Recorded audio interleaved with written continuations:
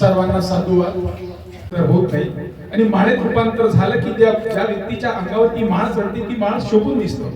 हे धम्म आणि तुम आम्हाला जोडलेलं आहे. धम्म म्हणजे माणसाला जोडण्याचा एक शृंखला आहे. का बरं धम्माची गरज आहे? एक दुसऱ्याशी बोलावं लागतं. बोलताना तुमची वाणी कशी असावी बुद्ध सांगतो. तुमच्या वाणीतला दोष एकमेकाकडे बघावं लागतं. तुमच्या डोळ्यातला दोष एकमेकाशी बोलावं लागतं. बोलण्याचा दोष म्हणजे माणसाने माणसाशी वागताना कसं वागलं पाहिजे हे वागण्याचं तंत्र सांगणे म्हणजे धम्म जगणे. ज्याला ते तंत्र जमलं तो धम्म जीवन जगतो आहे. म्हणून त्यांनी म्हटलं की तुझ्या जीवनाचा कर्ता तूच आहे. तुझाच कल्याण तुलाच करायचंय. जसं जसं पेरशील तसं तसं उगवेल. हे उगवण्याची धम्मामध्ये कुवत आहे. जो जो समाज जो जो परिवार जो जो व्यक्ती जो धम्माच्या मार्गावर आहे त्याचा परिवर्तन झालेला आहे. आज आपण एवढ्या मंगल दिवशी 2 दिवसापूर्वी मंगल दिवस झाला 20 मार्च. 20 मार्चाची ही जागतिक आठवण आहे. भारत देशामध्ये सर्वांसाठी आठवण आहे. महान सत्याग्रह. महान सत्याग्रह कशासाठी झाला? कारण तो पाण्यासाठी झाला. म्हणजे पाण्यासाठी सुद्धा संघर्ष होऊ शकतो.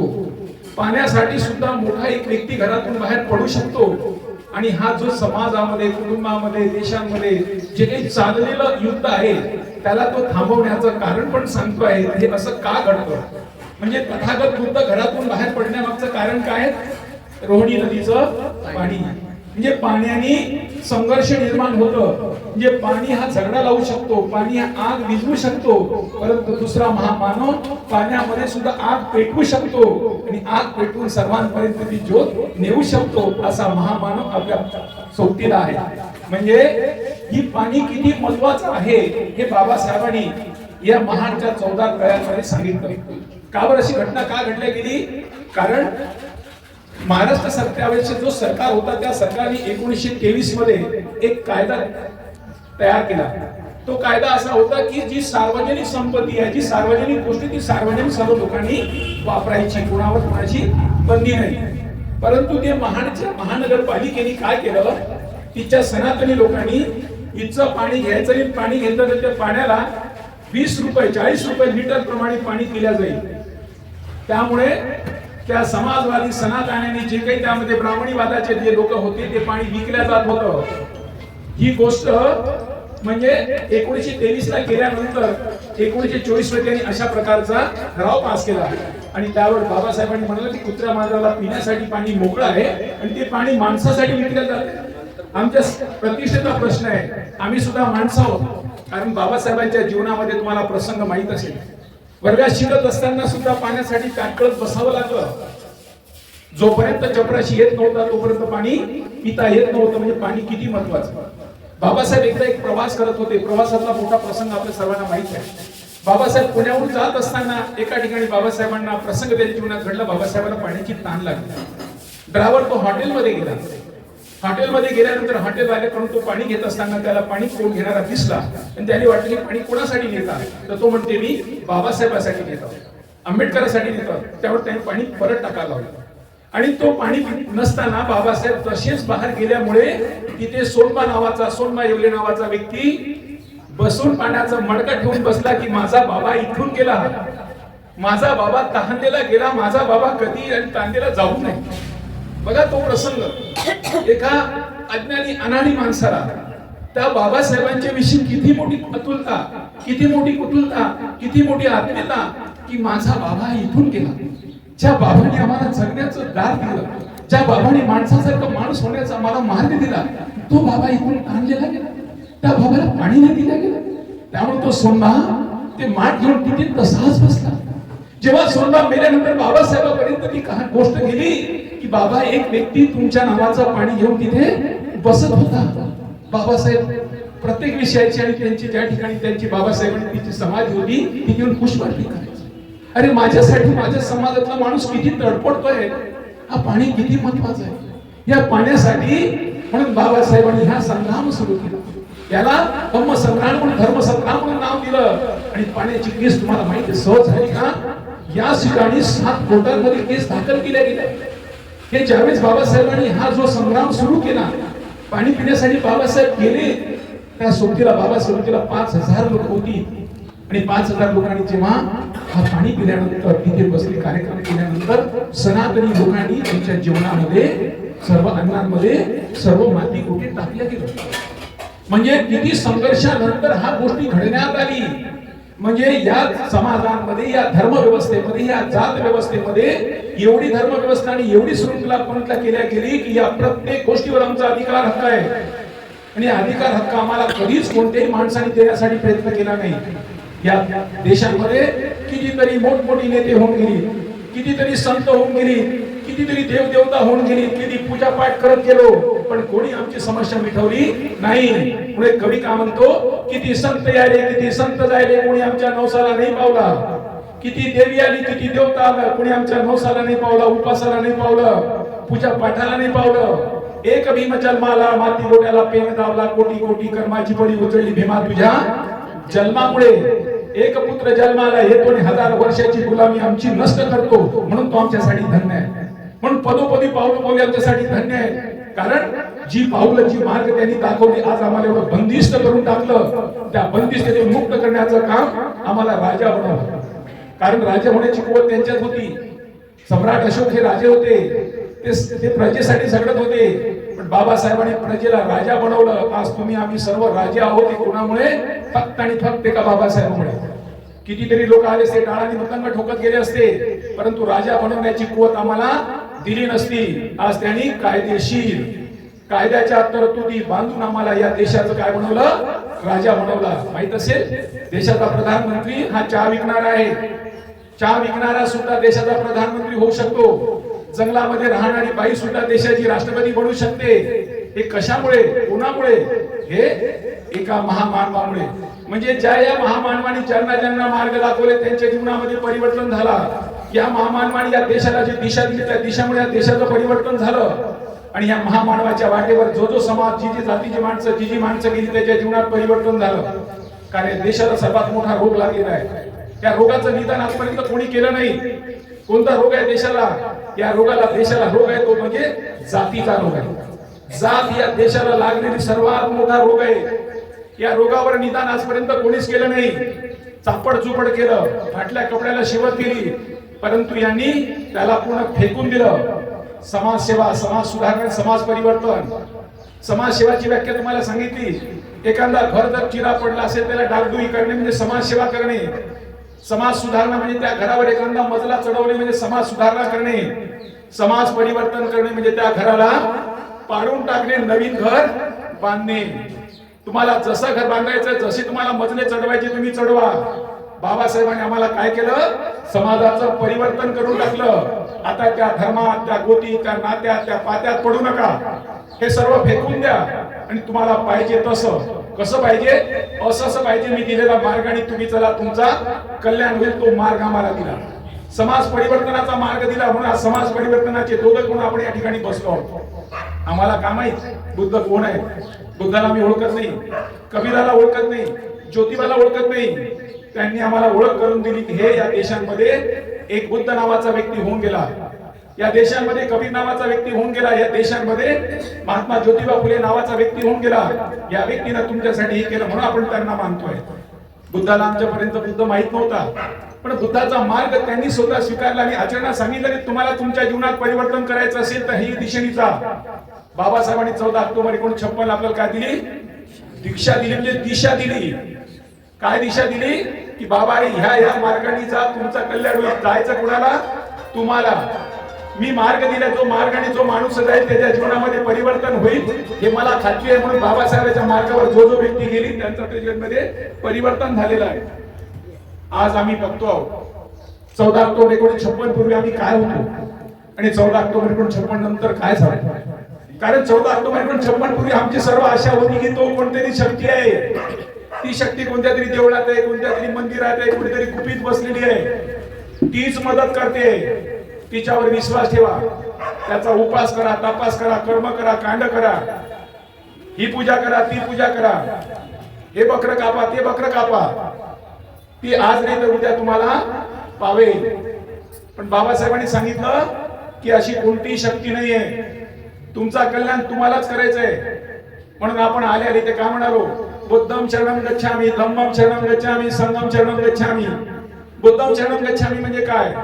अरे बाबा, अशा तुझ्या बुद्धीला विकसित कर, अशी विकसित कर, असा विकसित कर का तुझ्या बुद्धीकडे सर्वांनी पाहत राहावं, तुझ्या बुद्धीची चौकडी व्हावा की व्हावं, तुझ्या बुद्धीचा हेतू प्रथम कल्याण, मध्यम कल्याण, अंतिम कल्याण व्हावं.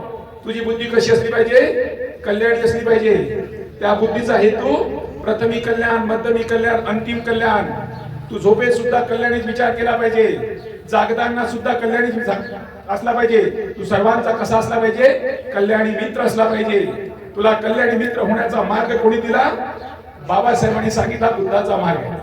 मग आपल्याला कळायला लागले की बुद्धीचा विकास केल्यानंतर काय होतं.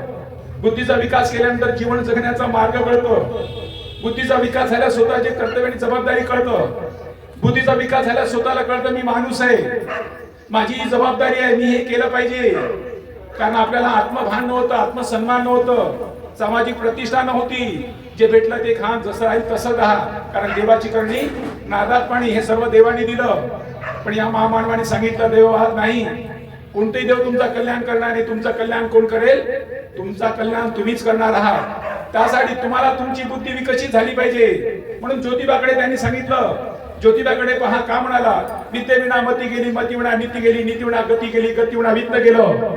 एवढे सर्व अनर्थ एका अविद्येने केलं. न शिकल्यामुळे आपण काय हाल झाले आपल्याला सांगितलं.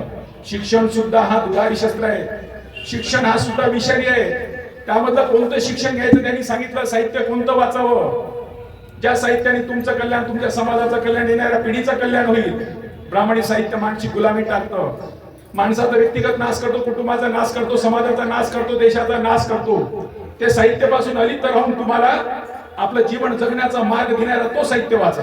म्हणून बाबासाहेबांनी याच बरोबर आपल्याला 14 ऑक्टोबर 1956 एवढा मोठा धम्म माझ्या समाजाला केव्हा समजेल, केव्हा पाहिल, कारण माझा समाज अनाडी अज्ञानी आहे. या समाजाला साध्या सोप्या भाषेत काय कळेल? म्हणून 22 प्रतिज्ञा दिल्या. 22 प्रतिज्ञामध्ये 8 प्रतिज्ञा नकारला सांगितलं. बुद्धी तत्वात, बुद्धी विकासावर उतरवा. जे 8 प्रतिज्ञा जोपर्यंत आजपर्यंत आपली बाजा गाजा करून त्याची बाजा करत होतो, त्या दैववादाला आम्ही मानत होतो, त्या ईश्वराला मानत होतो, त्याची पूजा करत होतो, ते सर्व त्यांनी करायला लावलं, न करायला लावलं. म्हणजे 8 प्रतिज्ञा आम्हाला स्पष्ट न करायला लावलं. आणि 9 पासून तर 22 पर्यंत 14 प्रतिज्ञा स्वीकारला सांगितलं. 14 प्रतिज्ञा स्वीकारल्यानंतर काय झालं? मी समता स्थापन करेल. माझ्यामध्ये आधी मानवता माझ्यात यायला पाहिजे, आधी मी माणूस व्हायला पाहिजे. मी माणूस झाल्यानंतर इतरांना माणुसाची वागणूक देईल. मी माणूसच नाही तर इतरांना माणूस म्हणून कसा वागवणार? म्हणून 8वी प्रतिज्ञा, 9वी प्रतिज्ञा, 10वी प्रतिज्ञा, 11वी प्रतिज्ञा, 12वी प्रतिज्ञा, अष्टांगी मार्ग, 10 पारमिता आणि पंचशील बाबासाहेबांनी 13 पासून तर 17 पर्यंत साध्या सोप्या भाषेत आपल्याला दिलं. म्हणजे बुद्धांचा मार्ग या भाषे, या 22 प्रतिज्ञेमध्ये आपल्याला सुरुवातीपासून त्रित्र, पंचशील आणि त्यानंतर तुम्हाला 18वी प्रतिज्ञा काय सांगतं? मी प्रज्ञाशील करुणा बुद्ध धम्माच्या 3 तत्वाची सांगड घालून माझं जीवन चालवेल. का म्हणतात? प्रज्ञाशील करुणा. प्रज्ञा म्हणजे काय? प्रज्ञा आणि ज्ञानामध्ये फरक आहे. ज्ञान म्हणजे कुठून घेतलेली माहिती, प्रज्ञा म्हणजे उपजत आलेली माहिती. विहिरीतलं पाणी काढलं तरी पुन्हा विहिरीत पाणी येतं, पुन्हा विहिरीत पाणी येतं. याला म्हणतात प्रज्ञावंत. बाबासाहेब प्रज्ञावंत होती. तुमची प्रज्ञेची भूमिका असली पाहिजे. तुमच्या बुद्धीला विकसित करा आणि प्रज्ञावंताच्या रांगेत जा. आणि प्रज्ञावंत व्यक्ती नेहमी सतत इतरांचा कल्याणाचा काम करतोय. जो इतरांचा कल्याणाचा सतत काम करणारी ती प्रज्ञा असतं. म्हणून बुद्धांची प्रज्ञा, बाबासाहेबांनी म्हणा की प्रज्ञाशील करुणा. किती शिकलेला असेल, किती डिग्री असेल, खूप एज्युकेशन असेल, राठोड खूप शिकलाय पण दारू पितोय, त्या शिक्षणाला अर्थ नाही. बोलतो कसा, वागतो कसा, त्याला काही अर्थ नाही. बोल येत तसा, चाल येत त्याची वंदावी पाऊले, पण त्याला शील असलं पाहिजे. एकदा काय झालं, तथागत बुद्धाकडे एक माणूस आला. तो माणूस काय म्हणतो की त्याच्या घरात काही झगडं भांडणच व्हायचं. घरात गेलो ते बायको कोणाशी पटायचंच नाही. बायको अंगावर येते, पोर अंगावर येते, काय करावं काही सुचतच नाही. तथागताला म्हणाल, तथागत मी घरात गेलो तर माझे बायको कोणाशी पटतच नाही, घरात झगडेच होतात, त्यांच्यासोबत मला बसावंही वाटत नाही. काय करतो तथागत? तिथून उठतो. उठल्यानंतर चला जावं मित्रमंडळीत जाऊन बसावं. मी मित्रमंडळीत जाऊन बसतो. मित्रमंडळीत एवढे टिंगल करतात, तथागत तिथेही बसा वाटत नाही. आता सांगा तथागत मी जाऊ कोणाकडे? तेव्हा तथागत कुणाकडे बोट दाखवतात? आपल्याकडे. कुणाकडे बोट दाखवतात? आपल्याकडे. कारण आपण आल्या आल्या त्रिशरण पंचशील घेतलं. कारण आपण नेहमी कोणते कार्यक्रम असं त्रिशरण पंचशील घेतोय? कोणते कार्यक्रम असू द्या, घरातून बाहेर चाललो असेल, गाडी घेतली असेल, लग्न असेल, मैत्री असेल, तर काय करतो आपण? त्रिशरण पंचशील करतोय. का बरं त्रिशरण पंचशील घेतोय? कारण शिलाचं बळ वाढावं. शिलो संपन्नो नारो सुपटिपन्नो वतीपको. तुम्ही शिलवान एवढे शिलानी बलिष्ठ व्हा, एवढे बलिष्ठ व्हा, तुमच्या शिलांवर हवा धूळ वारा कुणाचाही प्रभाव पडणार नाही. एवढे शिलवान मजबूत होण्यासाठी ह्या दररोज आपण आल्याबरोबर त्रिशरण पंचशील, कुठे बसलो त्रिशरण पंचशील, जात असलो त्रिशरण पंचशील, येत असलो त्रिशरण पंचशील. का बरं घेतो? कारण आपल्या शिलांचं बळ वाढावं. बुद्ध म्हणतो त्या शिलवान माणसाकडे जा. तो शिलवान माणूस म्हणजे बुद्ध माणूस आहे. आपण बुद्ध झालो म्हणून आपल्याकडे लोक दृष्टीने दाखवतात की तोच माणूस तुम्हाला मार्ग देऊ शकतो. कारण शिलो संपन्न होणारो सुपटिपन्नो वतीपको. शिलवान माणूस शिलाच्या बळावर किती कठीण प्रसंग असेल, किती कठीण मार्ग असेल, त्यातून तो मार्ग काढतोय. जगातील लोक भारताकडे एवढे वेगळे नजरेने का पाहतात? हा देश हजारो वर्ष गुलामीचा देश. या देशाला गुलाम म्हणून राहण्याची अशा प्रकारची मानसिकता आहे. असा मानसिकता असलेला देश आज राजा म्हणून जगवतोय. या देशांमध्ये भांडणं सगळे होत असतील, महागाई वाढल्या जात असतील, परंतु मोठा बंड दिसत नाही. आपण मागे सांगितलं तुम्हाला, आताच नुकताच करोना लागून गेला. भारत देशांमध्ये करोना लागल्यानंतर या देशाच्या प्रधानमंत्रीला या देशामध्ये लॉकडाऊन लावण्यासाठी 8 वाजता डिक्लेअर करतो, रात्री 12 वाजतापासून लॉकडाऊन भारतात लागू होतो. पण इतर देशातलं अमेरिकेच्या राष्ट्रपतीला अमेरिकेमध्ये लॉकडाऊन लावता नाही आलं. कारण काय? भारतात लॉकडाऊन भारताच्या प्रधानमंत्रीला लावता आलं. कारण का? शिलवान माणसाचा स्पर्श या देशातील भारतीय संविधानाला स्पर्श लागलेला आहे. त्या लेखणी त्याच्या लेखणीतून तो लिहिण्यात आलेला आहे.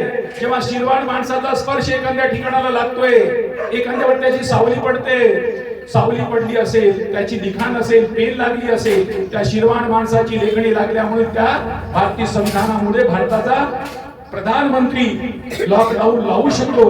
कारण लोक म्हणतात एवढ्या विशाल देशांमध्ये, लोकसंख्येचा देश आहे, इथे जातीयता आहे, महागाई दिवसेंदिवस वाढत आहे, तरी परंतु या देशांमध्ये कोणत्याही प्रकारचा बंड दिसत नाही. या देशांमध्ये प्रत्येक व्यक्ती एकरूप दिसतोय. एकरूप ठेवण्याचं काम कोणी केलं? ते भारतीय संविधानाने.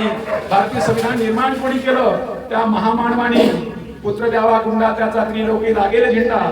असे पुत्र कितीतरी तुकड्या मांजरासारखे जन्माला येतात. हा पुत्र एवढा जन्माला आला, कमी अवधीमध्ये 65 वर्ष जीवन जगला. 36 वर्षांच्या कालखंडामध्ये आमच्या जीवनामध्ये अतोनात बदल केला. आज आम्ही 5 कोटी लोकांच्या, जे 5 कोटी SC ST लोक आहेत, त्यांच्या जीवनामध्ये आमूलाग्र बदल झाला. आज आपण ज्यांच्या घरी आलो आहोत, हे घर कसं होतं, हे घरातला माणूस कसा होता, त्याचे आई वडील कसे होते, झोपडीत असन, फाटक्यात तुटक्यात असन, कुठेतरी गोंदिया जिल्ह्यात कुठेतरी एखाद्या कोपऱ्यात असन, तिच्या व्यक्तीला इथे आणून सुटा फुटात आणून मोठा बंगला बनवण्याची कुवत तुम्हाला कोणी निर्माण करून दिली? त्या महामानवाने निर्माण करून त्यांनी संधी दिली. आमच्या बापाला, आमच्या आजोबाला, पंजोबाला कोणी रोखलं होतं? आणि आजोबा पंजोबाला संधी देणारा कोणी नव्हता. या मानवाने कोणाला घर नाही दिलं, दार नाही दिलं, गाडी नाही, घोडा नाही, 10 रुपये कोणाच्या हातात दिलं नाही. काय दिलं त्यांनी?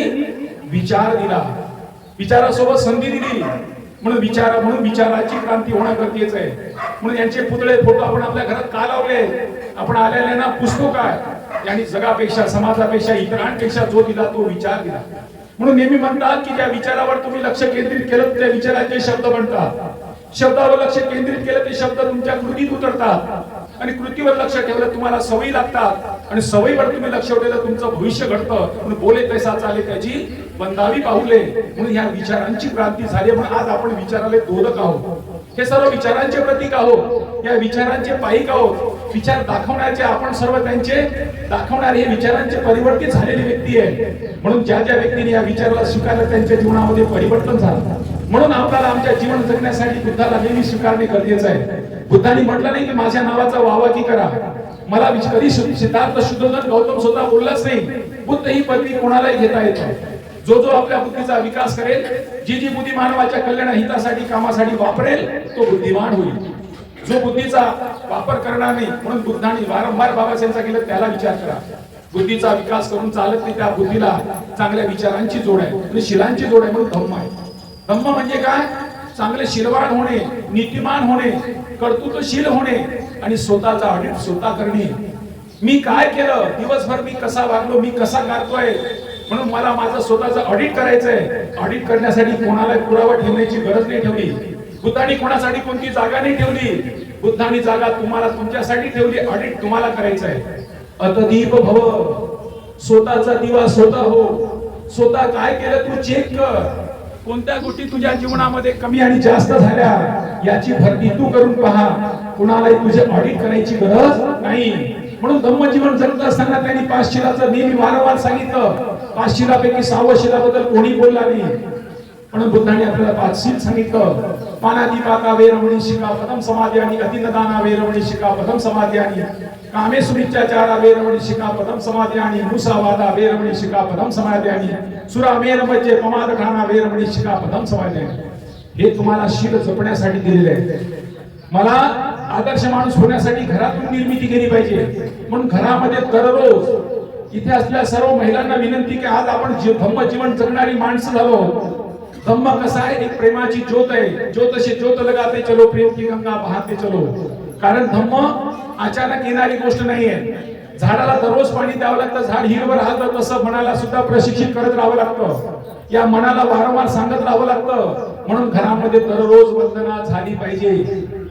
ही वंदना घेण्याची तुमची सर्वांची जबाबदारी आहे. कारण तुमच्या मुलाला संस्कार कुठे बाजारात भेटणार नाही. कोणी येऊन तुमच्या मुलाला संस्कार देणार नाही. धम्म जीवन जगणे म्हणजे संस्कारी जीवन घेणे. संस्कारी जीवन घेण्यासाठी मला संस्कारित होणे आहे. धम्म माझ्यात रुजवणे आहे आणि धम्म रुजवल्यानंतर धम्माचे अंकुर मला माझ्या परिवारात दिसली पाहिजे. हा मुलगा कोणाचा? हा धम्म जीवन जगणाऱ्या या व्यक्तीचा. ही मुलगी कोणाची? धम्म जीवन जगणाऱ्या आईची. म्हणजे त्या आईच्या नावाने, बापाच्या नावाने त्या मुलाकडे, मुलीकडे त्यांनी बघावं आणि सांगावं की अशी मुलं आमच्या घरात निर्माण झाली पाहिजे, अशी मुलं आमच्या घरी आली पाहिजे. काही वेळेस काही माणसं घरी येण्यासाठी लोक तडपतात. तुम्ही आमच्या घरी एकदा येऊन तर बघा, तुम्ही आमच्या घरी येऊन तर बघा. कारण त्यांची पाऊलं, त्यांचा स्पर्श त्या घराला लागावं असं त्या व्यक्तीला वाटत राहतं. कारण धर्मी गुरु प्यारा प्यारा, पापी गुरु खाया खरा. तुम्ही चांगली कृत्य केले असेल तर प्रत्येक व्यक्तीला वाटतं की असंच कृत्य मी पण करावं. कारण तसं सावली, तशी उजेड, तसा प्रकाश सर्वांना वाटतं. आणि तुमचा शील कसा आहे? सुगंधासारखा आहे. ज्या दिशेने जाईल त्या दिशेला मोहित करतोय. म्हणून ती मोहित करण्याचं काम. म्हणून बुद्ध जिथे जिथे गेले असेल, बुद्धांच्या चरण जिथे जिथे लागले असेल, बुद्धाच्या वाणीतून तोंडातून जी शब्द बाहेर पडली असेल, प्रत्येक शब्दाची लिखाण झालंय. आज बाबासाहेबांवर किती पुस्तकं? 65 पुस्तकं मोठे निघतील एवढं साहित्य आहे. महाराष्ट्र सरकारने 23 पुस्तकं, 23 मोठे खंड जाहीर केले आहेत. पुन्हा 65 खंड निघतील एवढा मोठं साहित्य बाबासाहेबांच्या नावाचं शिल्लक आहे. एका व्यक्तीच्या नावाने एवढं साहित्य निर्माण होऊ शकतं? एवढ्या कमी कालावधीमध्ये एवढं काम करू शकतं? हो, करू शकतं. हे आपल्या समोर आदर्श आहे. हे काही कहाणी, कथा नाही. बुद्धांची कहाणी नाही, कथा नाही. हे प्रत्यक्ष जीवन घडलेली माणसं, प्रत्यक्ष जीवन जगलेली माणसं. आणि आपल्या समोर आपल्या आईच्या पोटी जन्माला आलेली आपल्यासारखीच मृत्यू पावलेली माणसं आपल्या समोर आहेत. कोणतीही प्रकारची कहाणी, कथा नाही. आपण सारे पाहतोय. म्हणून बाबासाहेबांनी 22 प्रतिज्ञेमध्ये 8 प्रतिज्ञा नकाराला सांगितलं. हे सर्व कहाणी, कथा आहे, भागड कथा आहे. ती आपल्या डोक्यावर रुजवलेली आहे. म्हणून बुद्धीला चिकित्सा करून, तुमच्या बुद्धीचा विकास करून तुम्हाला चेक करायचंय. हे सांगितलेली गोष्ट खरी आहे की खोटी आहे? बुद्धांनी सांगितलं, मी जे सांगितलेलं आहे ते खरं आहे खोटं तुम्ही चेक करा. तुम्हाला वाटत असेल, पटत असेल तर त्याचं मार्गावर या, नका येऊ नका. कोणावर आग्रह नाही. बाबासाहेबांचं साहित्य कसं आहे? तोडक मोडक मंडळांमध्ये जेव्हा बाबासाहेबांचं लिखाणावर त्यांनी जातीवर जेव्हा बाबासाहेबांनी लिहिलं जातवेदी समाज निर्माण करण्यासाठी, तेव्हा त्यांनी म्हटलं यातले शब्द तुम्ही कमी जास्त करा, यातले काही पॅरेग्राफ कमी करा. बाबासाहेब म्हणले पॅरेग्राफ कमी होणार नाही. बाबा म्हणून त्यांनी म्हटलं की याच्यामध्ये किंतु परंतु करण्याचं नाही. म्हणून बाबासाहेबांचं जो साहित्य आहे, तो साहित्य आज कोणी त्याच्यामध्ये कुवत नाही की त्याला किंतु आणि परंतु करायचं, कान आणि मात्रा मिटवण्याची. अशा प्रकारचे साहित्य निर्माण करणारी, अशा प्रकारचे विचार देणारी ही महामानव आपल्या पाठीशी आहे. या महामानवाला जो जो व्यक्ती घेऊन गेला, म्हणतात की जो जो व्यक्ती या विचाराला घेऊन गेला त्याच्या जीवनामध्ये, त्या समाजामध्ये, त्या कुटुंबामध्ये परिवर्तन झालंय. म्हणून आमची तुमची जबाबदारी आहे की ह्या विचारांना आधी माझ्यात रुजवणे. बुद्ध होणे म्हणजे स्वार्थ होणे. बुद्ध होणे तुमचा स्वार्थ साधणे आहे. कारण तुम्ही स्वार्थी माणसं होता. कारण तुम्ही बायकोला चांगला नवरा मिळता, आईला चांगला मुलगा मिळता, पोराला चांगला बाप मिळता, भावाला चांगला भाऊ मिळते. तुमचा व्यक्तिगत स्वार्थ आहे कारण तुम्ही चांगले भाऊ झाला. म्हणजे बुद्ध होणे म्हणजे तुमचा व्यक्तीचा स्वार्थ करणे. त्यामुळे तुमचा स्वार्थ साधायचा असेल तर बुद्ध मार्गावर येणे. कारण तुम्हाला समाज मानतोय, समाजामध्ये चांगल्या माणसाची गरज आहे, समाजात चांगल्या माणसासाठी तडपतोय. म्हणून चांगला माणूस होण्यासाठी तुम्हाला एकमेव मार्ग म्हणजे तो बुद्धांचा मार्ग आहे. बुद्धाचा मार्ग झाल्याबरोबर तुमची ऑटोमॅटिक प्रतिमा उजळते, ऑटोमॅटिक तुम्हाला समाज मानतोय. माझ्यासारख्या भटक्या तुटक्या माणसाला मी जेन्यू मध्ये गेलोय, जेन्यू मध्ये मी तिथे भाषण करायला गेलो. मला भाषण करण्यासाठी भटक्या तुटक्या तांड्यातल्या माणसाला तिथे पोहोचवण्याचं काम कोणी केलं? या धम्मानी केलं. मी बुद्ध मार्गी आल्यामुळे माझे समाजाच्या लोकांत माझी प्रतिमा उतरली. मी या मार्गी आल्यामुळे माझ्याकडे शिक्षणाच्या पोस्ट ग्रॅज्युएटचे 12 डिग्री आहेत. म्हणजे मी या शिक्षणामुळे या रांगेत आल्यामुळे माझा स्वतःला लागलेली अलंकार आहे, हे भूषण आहे. मी एवढ्या डिग्र्या माझ्या जेव्हा नावाच्या पाठीमागे लागतात, ती लागलेली भूषण या धम्म मार्गी, बुद्ध मार्गी, बाबासाहेबांच्या मार्गी लागल्यामुळे आलाय. आज समाजामध्ये लोकांमध्ये इथे येण्यामागचं कारण काय? 4 लोकांमध्ये मी बोलणारा भटका तुटका समाजातला, ज्या जंगलात नसलेल्या समाजातल्या कुटुंबातला, कधी शिक्षणाची जोड नसलेली, चांगले संस्कार नसलेले, चांगल्या माणसाचं सानिध्य नसलेल्या, दारवडी मटण झगडा अशा असलेल्या सानिध्यातला माणूस धम्म मार्गावर आल्यानंतर कशा प्रकारे बदलतोय, 4 लोकांना कसा गोष्टी सांगू शकतोय, ही धम्माची करामत आहे. जो माणूस या समाज धम्माच्या मार्गी येतो त्याच्या जीवनामध्ये परिवर्तन होतं. त्या व्यक्तीला समाज ऐकतोय, त्या मार्गावर लोक येतात आहे. आपण आज या मार्गावर का आलोय? आपल्या धम्माची का गरज भासली? धम्म घरोघरी गेला पाहिजे असं का वाटलं? बाबासाहेबांनी आपल्याला सांगितलं प्रत्येक बोधनाने मी बोलत आहे, जाणीव करून घ्या. दर रविवारी तुम्ही विहारात गेलेच पाहिजे. विहारात दर रविवारी तुम्ही गेले पाहिजे, कारण विहार हे तृष्णामुक्तीचं केंद्र आहे, विहार हे संस्काराचं केंद्र आहे, विहार हे तृष्णामुक्ती मानव मुक्तीचा केंद्र आहे. ज्याच्यामध्ये आपल्याला दोषित पीडित असेल त्यातून मुक्त करून समाज कल्याणासाठी, जनकल्याणासाठी भावना निर्माण करणारा जो आहे तो विहार आहे. पण आपण विहारात जातच नाही. आपण विहारात जात नसल्यामुळे विहाराला तुमच्या घरी येणे आहे. आज जे आलेली आहे, कोण आलेले आहे? धम्म आपल्या दारी आला म्हणजे विहार तुमच्या घरी आला. विहार तुमच्या घरी, विहाराची गोष्ट घडते तीच घडत आहे. जे विहारांमध्ये बुद्धमूर्तीवरती, ज्या विहारांमध्ये जे आपण वंदना घेतली असतील, जे विहारांचे बोललो असतो तर इथे बोलत आहोत. विहार कुठे आला? तुमच्या घरी आला. का बरं आला? कारण मी वकील आहे. मी वकील असल्यामुळे काय झालं, काही लोक माझ्याकडे काही कामासाठी येतात. आपल्या काही महिला आल्या, त्यांना त्यांच्या संस्थेचं रजिस्ट्रेशन पाहिजे होतं, त्या विहारात काम करतात. विहारात काम करणाऱ्या विहाराचे रजिस्ट्रेशन करण्यासाठी महिला मंडळ स्थापन करायचं होतं. त्या महिला मंडळ स्थापन करण्यासाठी महिला माझ्याकडे आल्या आणि म्हणाले, काका रेखा तू काल आली होती, कुठे गेली? तर सर म्हणे मी कोराडीला गेली होती. अरे ही रेखाच्या याच्यामध्ये आहे, म्हणजे बुद्ध कमिटीमध्ये आहे, विहार कमिटीमध्ये आहे, तिथं बुद्ध विहार महिला कमिटीमध्ये काम करते. ती म्हणते की मी कुठे गेली होती?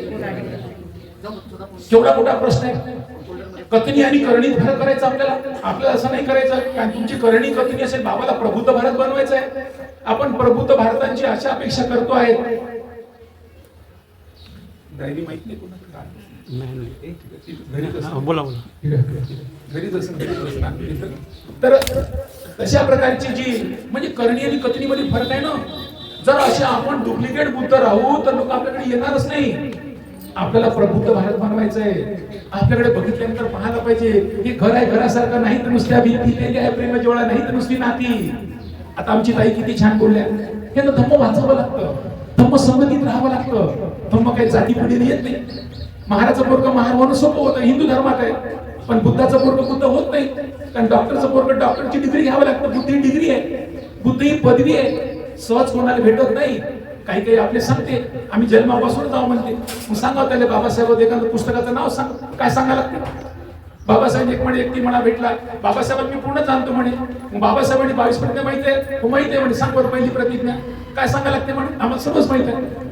म्हणजे ही तुम्ही अशी चुका अशा आपण वारंवार करत राहू. आपल्या चुकावर आपण जर पांघरण टाकत राहू तर कोण दुरुस्त करणार आहे?